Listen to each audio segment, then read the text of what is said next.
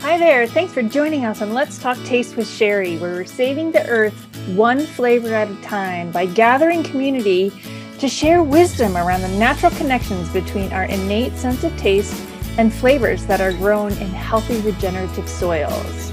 Welcome. Hi there, Sherry Hess with the Flavor Remedy. Thanks for joining me for another episode of Let's Talk Taste with Sherry 2022 edition. So excited to be in my second year of putting this show out there. And one of the best things about doing this show is having Ron Ben Joseph with me by my side throughout the whole thing. And in the process, he has involuntarily, unplanned, become one of the biggest advocates of my message, which is always nice, right? When you have somebody working side by side with you who gets your message and embraces it and kind of starts to live it, you start to feel like, well, hey, this is a thing, right? So I'm so excited to have you here again today, Ron. I'm excited to dive into this idea of using flavor instead of the typical carbs, proteins, fats that we typically talk about when we talk about balancing our diet, right? We talk about balancing our diet all the time. People that are looking to eat more healthy, that want to understand what's good for them, what's not good for them, which is completely confounding these days, right? We have so many narratives around what's good for us, what's not good for us, what the best diet plan is. It was fascinating to me when I read Mark Schatzker's book called The End of Craving, which I highly recommend anybody read this book. They do studies in there around the big argument between what's a better diet plan, a high carb, low fat diet, or a high protein, high fat, low carb diet. And people have success around both. And in that book, it really talked about how both can be successful, right? So this idea of always learning from someone else, always having to understand what the current trend, what the current studies, what the current everything is from the outside in, is basically how we have existed at like fish in water, right? I always talk about this, like the diet culture and this way that we have been programmed to just learn from others what the best way to eat is. And if we're ever going to release that, and if we're ever going to get to a place where we're going to really trust our own bodies to understand this, to me, it's going back to living flavor. And it's going back to balancing. When we talk about balancing things, it's balancing flavor. And balancing flavor can truly, I believe, be a way that we can kind of have these new glasses that we look through and even just experience in our bodies, right? So I've kind of gone on in a big long introduction about what this episode is about. But Ron, I would love to hear from you, because what I like about what's happened with you on our journey together is you have become very focused on flavor showing up to tell you if something's nutritious, right? So give me some examples of how you do that on a regular basis. Yeah, it's a great question, and I love how you set this up because the something that we talked about in a few episodes ago, something we talked about a few episodes ago, I started this like a few months ago for us. I started a low carb diet, and based on one of our mutual friends, nutritionist, I was telling her about my balding head, and we were talking about it, and my lack of sleep, and just or how messed up my sleep was, and she's like, try a lower carb diet, right?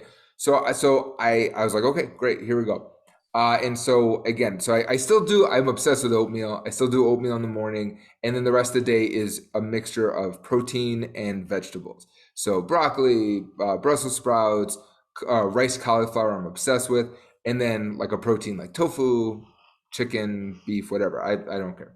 So pork. And so that we spoke of in that episode, we spoke about how I didn't like it. I was like, it was the first 2 weeks.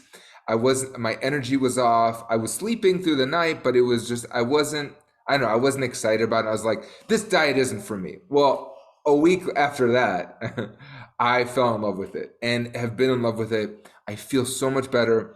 My skin is great. My hair feels like it's coming back. I don't know.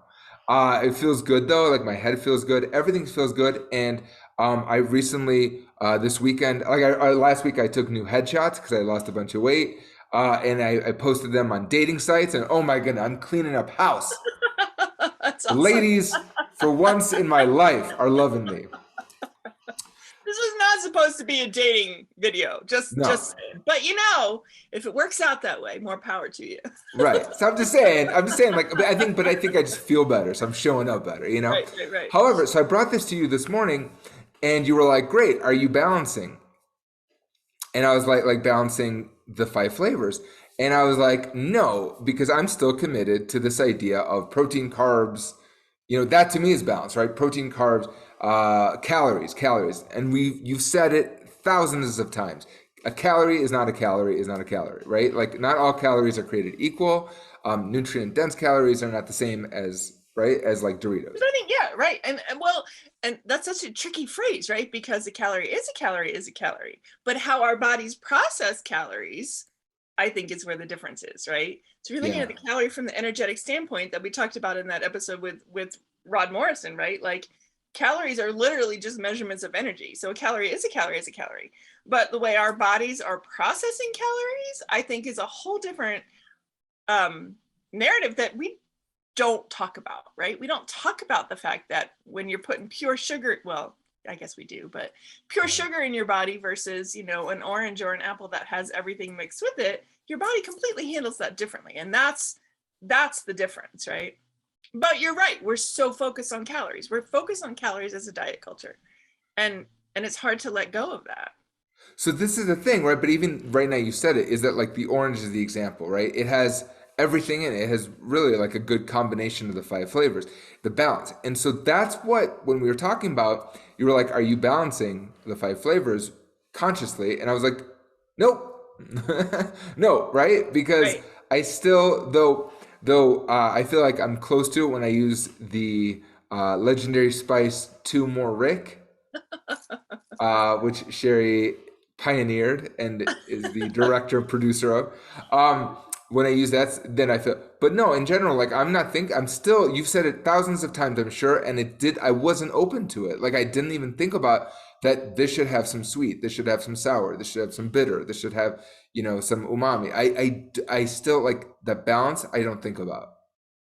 Yeah, and I think that's the part that I think will be the long-term challenge, but also I see it as the long-term successful path, right? When we can get to this point where we are taking this outside wisdom that we're learning, you know, and there's a lot of validation in what has been understood in the world of nutrition and diet. And I mean, there's, you know, I'm not discounting what we're learning from the outside in. I'm just saying that we're not we're keeping it in the headspace, right? We're keeping it in this place of complete intellect instead of translating it into what the actual experience is in our bodies, on our taste buds, in our whole flavor experience, right? Like, so I always ask people, this is the question that people are always like, what? I never thought about that, right? I'm having conversations and I'm explaining to people how I educate around flavor and the correlation between flavor and nutrients. I always ask them, so what does an antioxidant taste like? Right? And people are like, what? Like everyone knows that an antioxidant is something that's good for you, right? That this has been studied. This is the amazing part of science, is that we can understand these beneficial compounds in food and nutrition, so much so that we extract them out of food and we put them into a supplement, right? Like we're doing all this magic with our knowledge, and in doing so we're extracting, right? It's this extractive concept that is killing our planet, honestly, in all things. You know, we're so brilliant as humans, we're so smart to figure this stuff out, but then instead of looking at it as a whole, as a whole living system, which I'm really excited. I have a whole nother story about this living system concept that I'm working with. But instead of looking at the whole of the apple, we're like, oh, there's an antioxidant here that is proving to be really beneficial, because when we remove all the variables and we study this one particular antioxidant, it's really good for you. So we're going to extract that antioxidant and we're going to turn it into a pill or a tea or whatever. We're going to turn it into something that we can prove is good for you because we did this study, but we're taking it out of its perfect little package and not experiencing it, right? So I feel like the same thing is happening with flavor. Like we're understanding that humans lean into flavor. We like sweet, we like salty, but when we extract all the sweet and we only give you sweet and we tell everybody that bitter is poison, then everyone gets addicted because the sweet doesn't have the whole package, right? So taking what you're doing, and if you're doing a high protein diet, right? To me, that's umami. That's umami all over your plate, right? And and then you have vegetables, and vegetables could be, the thing is that you're just not aware of it, but there's sweetness in good broccoli, right? There's sweetness in good, I mean, potatoes. I'm guessing you're not eating potatoes because you're kind of thinking low carb, but potatoes are good for you. And there's in a really good potato, there's this sweetness, right? And carrots and corn, like everything has this level of sweetness to it that when we're numbing our taste buds with processed sugars and all we're getting is this sweetness that has no complexity of flavor, which means no complexity of nutrients, then the body keeps going, well, give me more because this doesn't have what it's supposed to have in it, right? So I just would invite you to really look for more flavors, right? So I don't think just because you're not consciously choosing to balance flavors on your plate, I would be curious if you start really looking for it, what flavors are you finding on your plate, right? Because the other thing that happens that we know, and almost anybody who has gone on a diet who has eliminated sugars, right? And sometimes that means just processed sugars, and sometimes dietitians want you to eliminate fruits and every other carb there is. No matter what you do, when you start to reduce the high levels of sweetness, you become more sensitive to it, right? When you do taste a little bit of sweetness, your body goes, "Ooh, this is good," right? And it requires much less of it to actually be able to experience the flavor, right? So your body adapts and your taste buds tell you, right? So there's this I think there's a transitional period when your body's whatever your body's used to, and this is why people have such a hard time with trusting their sense of taste, right? Is that your body is used to what you're giving it. So if you're giving it lots of processed food and lots of processed things and you're not balancing it with living flavors of nutrients, then your body doesn't really know what to crave. And of course, you're not going to trust your taste buds because you just want to eat Cheetos and cookies all day, right? Because it's all your body knows. So the first step in this process is making the choice to put living flavors, right? These flavors that are from biology, flavors from biology, not chemistry, flavors that are grown and raised instead of manufactured and added, right? There's a clear distinguish there that is the basis of where you need to start. So So then, like, okay, so like, I love everything you're saying, and you nailed it. Like, that makes so much sense. And we always talk about like, well, if I need to trust my sense of taste, then I'm gonna eat pizza all day, right? And it's like, no, no, that's just because you're used to it. right. And your taste is natural, like your sense of taste naturally gravitates towards living flavors and the five flavors.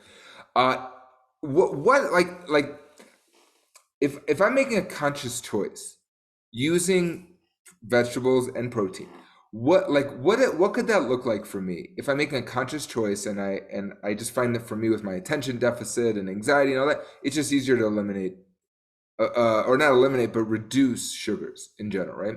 But I want five flavors.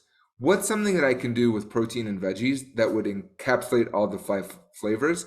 And what would that look like from from a health standpoint? Like, what are the benefits of that?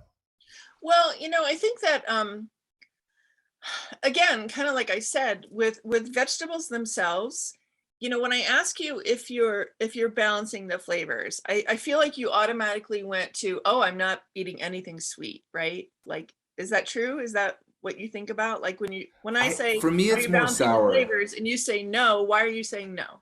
It's more No, I'm serious. Like it's sour. It's for me. It's sour and I mean bitter. Yes, because bitter like Brussels sprouts are bitter, right? Like there's bitter. It's to me. It's like I think about like the outlining ones, like sour. I guess sweet. I'm not concerned about because I just assume because like if I have like salsa, tomatoes are sweet, right? Like but it's really like sour. I guess would be where my sticking point is. okay. And bitter. And No, like so it's sour and bitter are the ones that are going to be the most like left aside, the most okay. neglected. So part of what I'm saying here is that you probably are consuming more of those than you think, because when you are bringing in, like I said, broccoli has a sweetness to it. If you're eating good broccoli, and it doesn't even have to be, good.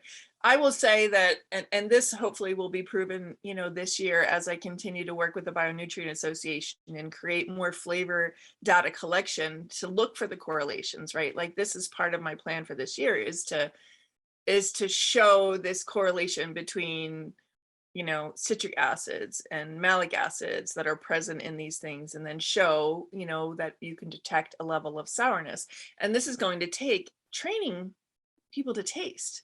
So this is what I'm trying to do, is train you to taste and to seek these flavors where you probably mentally don't even recognize that they are. So if you're eating tomatoes and you just said that you get a little sweetness when you eat tomatoes, do you think they're sour in tomatoes? It's so as we're unpacking this, for me, I'm so extreme in my head, right? Like umami is purely mushroom or meat. Right. Sour is acidic. It's citrus. That's it. And I'm like, no, Yeah. it's I mean it's acidic, but it's not all citrus. It's not. It doesn't Right. just have to be citrus. Yeah. So that's the thing, right? It's this we have to kind of retrain ourselves, or make ourselves more mentally aware. Part of it, part of me hesitates to want to like train people how to taste, because it's almost like adding another layer of intellect, but it's really not. It's really more of this return to the somatic experience and creating the awareness around the somatic experience, and then tying back in the intellect, right? So this is the part that people don't necessarily grasp quickly, because I feel like there's this camp of nutrition and science, and then there's this camp of intuitive eaters, and they're like completely on the opposite end of the spectrum. It's like the whole rest of the world right now, to be honest with you. When the truth is, it's this sacred third combination, right? Of wow, we have all this beautiful intellect that we get to kind of grasp and understand and witness, right? Like we watch people succeed on, low protein, low fat diets. We watch people succeed on high protein, high fat diets, and we go, huh, that must be the way, right? Whereas the way is, I think it's different for everybody. And I think it's about embracing the whole. It's about embracing the whole living system. And that requires us to embrace whole foods. It really does. And that's not, it's a whole different ball of wax, right? Well, It's like, go so I ahead. just want to say like about that, like that really it's so true what you're saying because like I don't feel, especially now for the first time, really, I don't feel like I'm on a restrictive diet because there's so much excitement. Because to me, the flavors are the excitement, right? Like whatever the truth of it is in my truth is that like I couldn't digest dairy. I couldn't. I don't know if I don't know what my relationship to gluten is. I just know I feel better not eating it, and I'm not drawn to it. Like I'm just not drawn to bread. Like or I And mean, it's all bread now, right? Like you're not even drawn to gluten-free bread because yeah, it has no gluten-free bread is flavor. not bread. Like it's not what bread was designed to be. Right? Right. It's just texture. It's like it's Yeah. cardboard. I'd rather eat a rice cake. I love rice cakes. Like, I have no problem eating a rice cake, right? Because it's the texture and it holds the sandwich or whatever. Like, but it's for me, like right now is I don't feel restriction, And so like my daughter, she got this bag of Jelly Bellies and like I used to love Jelly Bellies, And I was like, just eat one. Like, what do you like? Because she's always trying to get me to eat stuff, because she doesn't get like my thing, and so I'm like, yeah, I'm like, there's no reason I can't eat it, right? Like just one, but I'm like, what? Like it's not good real estate. I'm like, why would I put a shitty house here? Pardon my swearing. Real estate. It's not good real estate. That's how I think about it. Like, why would I put a crappy house in this beautiful, like plush landscape? Like what it's not necessary. I'm not in a place anymore where I do things that are not necessary. I did that for the majority of my life. So just like to eat something cause what's the payoff for it? Whereas Right, right. when I eat something that is nutrient dense, I know there's an instant payoff. Like I think about like I go to the extremes, I think about it like fanning out in my body and like throwing nutrients and like helping things move along and fiber and good for the blood and I think about glucose levels and stuff and it's just so as we're talking about I'm thinking about it like I see this whole production happening inside my body, which it is. I mean, it's production, right? But it's like I just don't see how the way I was eating before, even with gluten-free bread, I don't see what it does. It just sits there. Right, right. And there's a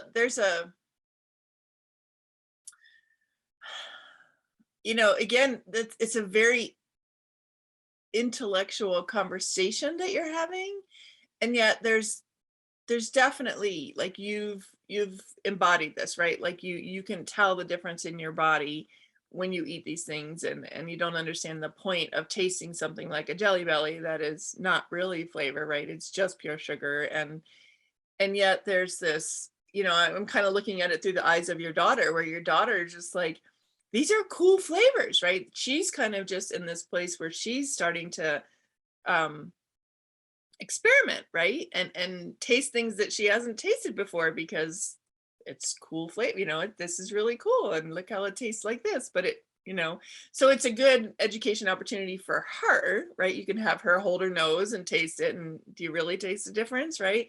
Compared to like you could totally, I've done this before. I've done flavor experiments with orange wedges and orange Jelly Belly can't not Jelly Belly, but those orange slice candies kind of thing, and I walk people through the actual flavor experience of one versus the other, right? We call them both orange. They're both supposed to taste like orange. And yet when you go through the, breaking it down, what are you tasting? Salty, sweet, sour, bitter, and umami in each one of them. People's eyes just go like, clearly the difference between an orange slice and an orange gummy, right? Mentally you're like, duh, am I an idiot? You're gonna tell me like to taste the difference between these two? But when you really break it down and go, wow, like what a big huge flavor difference experience, and then if you did it, I don't think I've ever done it where I had them hold their nose, then it would have completely taken it away, right? Then all they would have experienced was the flat sweetness, right? Whereas with the orange itself, you would get the bitter, you would still get the bitter, the sour, everything would still be there. So it's a good learning opportunity for her to show her, well, you think it tastes like a blueberry, but let's do a real comparison and see the difference, right? So I love that, and she's still so innocent, right? Like she can kind of just have fun with it and just be like, it's just fun, dad, eat a jelly bean for God's sakes, right? She doesn't Right. understand your whole lifelong journey around it, right? Right. But I've it's told her some of it, but yeah. yeah, so it's It is. And to bring it back, right, to this idea of it's almost like replacing the food pyramid with a flavor pyramid, right? Or a flavor wheel or a flavor. I don't know what the graphic looks like yet, but the idea of balancing the flavors on your plate instead of balancing the intellectual dietitian knowledge on your plate, I think can create a lot of freedom and can create a lot of um, flexibility, right? It can create flexibility across cultures, across what's available to you, right? Because if you can be aware of how you're balancing the flavors and what it's tasting like in your body and how your body is somatically responding to those flavors, you can really, I think, recognize nutrition from a whole different lens, right? From a whole different viewpoint. And you talked about, I just want to touch on this real quickly before we wrap up. You talked about how umami to you is only mushrooms or meat, right? And those are like the clear examples that I use all the time because it gives people a framework, right? It gives people a very familiar framework. But I also often talk about kale, right? So kale is a high protein green. And if you eat a piece of iceberg lettuce next to a piece of kale, you're going to get more bitter and you're going to get umami flavor. You're going to get that meatiness in a green vegetable, right? So I think this is also a place where like people that go vegan or vegetarian and they want to eat more vegetables and they want to, and there's always the conversation around protein, right? There's always the conversation around, well, you're not getting enough protein if you're a vegan, which, true vegans will put that argument against you all the time. And I don't even know that we need all the protein that we say we need. Again, personal bodies, right? Everybody's different. Everybody functions differently, but just follow Rich Roll and all of his vegan athletes that are like kicking ass in the world, right? Like it's another one of those narratives that we have to question. But my point is that if you look for that umami flavor and you can recognize it in kale, in lentils, in beans, in mushrooms, like it's a way, right? So think about the food pyramid. You have meats on one side and you have veggies on the other side. And the truth is that umami crosses both sides, right? Umami crosses these it's like a web that creates a whole different opportunity to have complex flavors. It's more interesting to eat. It's more delicious to have all the flavors on your plate. And each one of those flavors, if they're representing protein and sugars and acids and antioxidants or medicines, and what am I missing? Sweet, sour, salt, and minerals, right? If you're balancing the flavors and they're all coming from living sources, then guess what? That tastes delicious and you're getting a variety of nutrients on your plate. It's just brilliant, It Ron. is, but it's Why so isn't everybody simple. doing it? Well, they're gonna start. They're gonna start. This was like again. I love when you talk. I said to you, listening to you talk, it's like watching like Joni Mitchell, just like with a guitar. Like this is. It makes so much sense, and I don't care how many times I've heard it. I always need to hear this more and more. So like, thank you, Sherry. Thank you, Ron. Thanks for being, thanks for getting it. And it's we just need to keep going because when more people get it, it's gonna like mind blown, right? And it's delicious. Delicious environmentalism.